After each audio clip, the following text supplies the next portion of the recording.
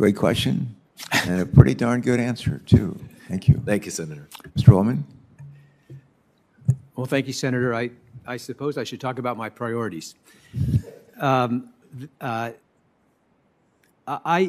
like to just mention three priorities. Okay. There's a long list at EPA, a lot of challenges facing our nation and the world, and EPA seems to be at the center of so many of them.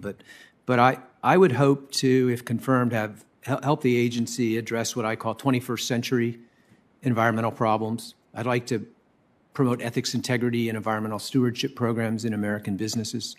And I'd like to strengthen the Office of Enforcement and Compliance Assurance. And if I could, I'd just like to say a few more words about each of those. First, when I talk about 21st century environmental problems, there's obviously none greater than climate change. And as I mentioned earlier in response to a question from the ranking member, Senator Capito, this summer has just placed such a bright light on a problem that probably, no, almost certainly should have been apparent to us long ago. We urgently need to address climate change.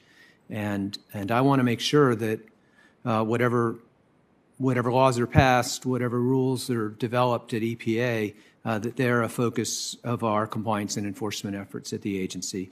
I also want to make sure we're doing our part to promote environmental justice, to address the horrible problem of PFAS contamination, which Senator Kelly talked about, but affects so many states, including my own, and particularly affects military families who've done so much service to our country. And you know, another example, the list is long, but another example would be providing safe drinking water in every community in America. Flint, Michigan, where I was born, just 60 miles north of Ann Arbor, where I live today, you know, experienced a drinking water crisis that no American community in the 21st century should face. And yet we've seen similar problems in Newark, in Jackson, Mississippi, where your colleague, Senator Wicker, I know is very concerned about the drinking water situation. So I want to make sure we're doing everything we can in the Office of Enforcement and Compliance Assurance to help address those problems. When I talk about ethics, integrity, and environmental stewardship, I'm mindful of something the administrator said, which is we can't regulate our way out of every environmental problem in the United States. And I've been struck by my work both on the Volkswagen case and just in general as a law professor, the degree to which there's a shift in American businesses away from just the bottom line compliance, dotting the I's and crossing the T's, but actually to focusing on ethics, integrity, doing the right thing, being leaders on environmental stewardship, promoting sustainability efforts. And we get so much better results for our communities when that's our focus. And I really hope that the agency, under my leadership, if confirmed, can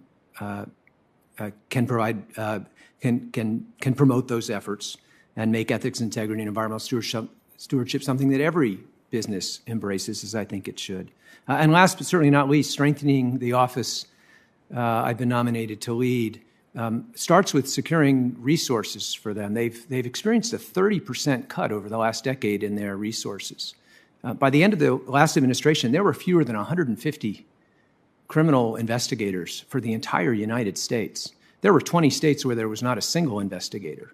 And the enforcement numbers had dropped significantly, as I've demonstrated working with my students in our research. And so working with Congress to try and secure the resources the office needs, but also making sure that we're doing everything we can to deliver clean air and clean water for every American in every community, and to do so in a nonpartisan way. We may all differ about our political views, but in enforcement, there's no role for politics. It's about the law and the facts, following both and delivering results for the American people. And that's what I hope I have the opportunity to do if I'm confirmed for this role.